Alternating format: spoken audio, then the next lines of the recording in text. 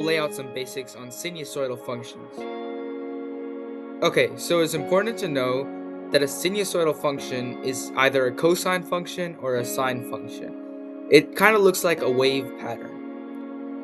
A sinusoidal function has an amplitude and a period.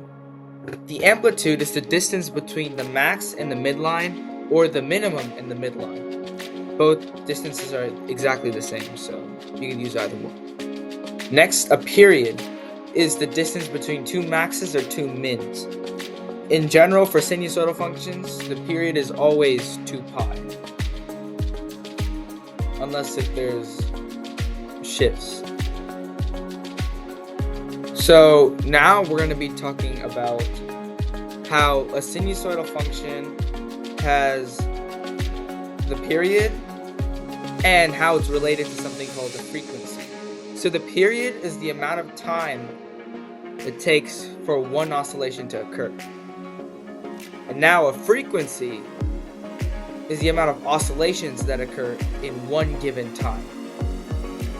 So for example, if there were 20 oscillations in 1 second, that would be the frequency.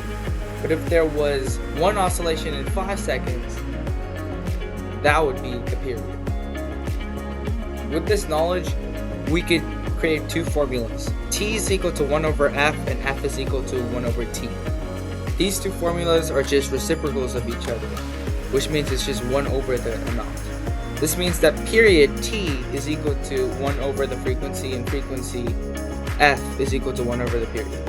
So now with this information, let's solve the two practice questions. The first one is, a simple pendulum has a period of 2 seconds. What is the frequency? The next one is, a mass spring system oscillates with a frequency of 5 Hertz. What is the period? Okay, so the answers are 1/2 and 0.2 seconds. The reason why is just because of the formulas. We're given the period and we're trying to find the frequency, so we just find the reciprocal of the period, which is 2 seconds, so the reciprocal would be 1/2, and 1/2 is just 0.5. The units for frequency is Hertz. The next question, you're given the frequency, which is 5 Hertz, asked to find the period. 1 over 5 is just 0.2 seconds. Okay, so now let's look at the next slide. So first, we're going to be talking about how cosine functions have two maxes, and it starts off with a max, and a sine function starts off with a midpoint. This is how you can differentiate between a sine and a cosine. So for a position time graph, the function is a cosine function because it starts at a maximum. This is because when you're pulling a spring all the way to the max, you're not at the equilibrium position, which is considered 0. So that's the reason why in a position time graph, you don't start off at 0. You start off at a distance away from the equilibrium position. So that gives you the cosine function. Next, we're going to be talking about the velocity time graph.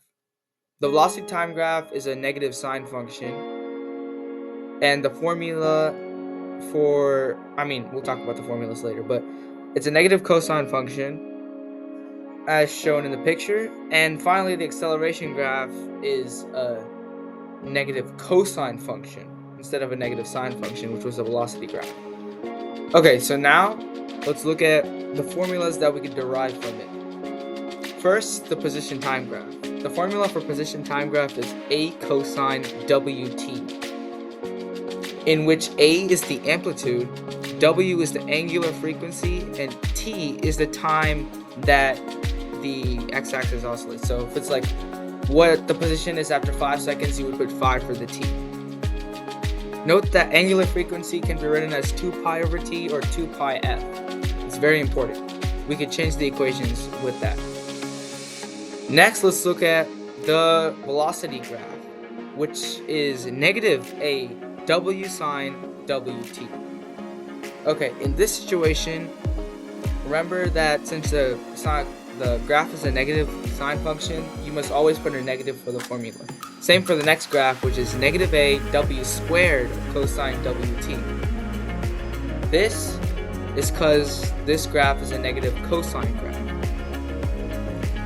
Also, the reason why the first graph has no w on the outside and the next one has a w and the last one has a w squared is because of derivatives, which we won't be going over, but still, it's necessary. Finally, we're going to be going over linear restoring forces. So basically, the linear restoring force goes opposite towards the direction of the displacement, which is where it's moving, obviously. That's why the linear restoring force is always negative. So, to create the linear restoring force for a spring, we know that the spring force is kx. We also know it's going opposite to the displacement. So, the F net is negative kx. So, this is really important. Now, let's go to the challenge question. If you have a 5 kilogram object attached to a spring and following simple harmonic motion, and the speed of the object at the equilibrium position is 20 meters per second, what is the distance stretched by the spring? Note that the spring constant for the spring is 100 Nm. Okay, so once you're done, the answer is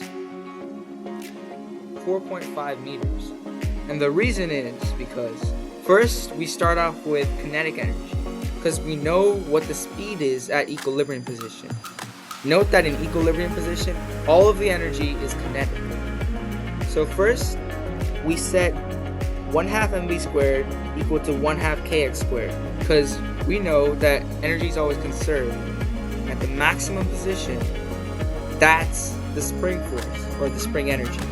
So we could all input all the values in, because we know what the mass is, we know what the velocity is, and we know what the spring constant is. After we solve, we get 4.5 meters as the distance is stretched. Okay. Finally, let's talk about forces on a pendulum, which is also kind of linear restoring force. So, the first thing we need to talk about is how the amplitude on a pendulum is the angle theta. So the reason is because think about the pendulum going up and down. Think of the maximum points and the minimum points as the two edges of the pendulum as it slides left and right. And the exact middle is known as the equilibrium position. Using this, we can create a sinusoidal graph with it. So that means that since it's sinusoidal, that means it's simple harmonic motion. There has to be a linear restoring force for this too. And the formula for this is negative mg sine theta. It could also just be written as negative mg theta, because sine theta for pendulums are usually really small, so theta can be written as well. And note that in order to solve for theta, there's another way you could write it, which is S over L. S over L is S is arc length and L is the length of the pendulum. So our final formula would be mgs over L. It's important to know all three because the variety of questions can be completely different. So let's look at the practice question. You have a pendulum. The angle of the amplitude is around 5 degrees. With this information, find the acceleration of the pendulum. Okay, so again, we use our formula that we just created. F net is equal to mg sine theta. F net over m is equal to acceleration. Nice, important that too. So that means that since F net over m is acceleration and we know what F net is, we could put F net and substitute it in. So mg sine theta over m is acceleration. Notice that the masses cancel out, which means we don't need to know what the mass is. We finally get g sine theta, which is equal to 0.87 meters per second squared. Okay, so the next lesson, which is going to be around 4 days long, like from now, is going to be on how SHM, or simple harmonic motion, is related to uniform circular motion. Thank you for watching. Bye.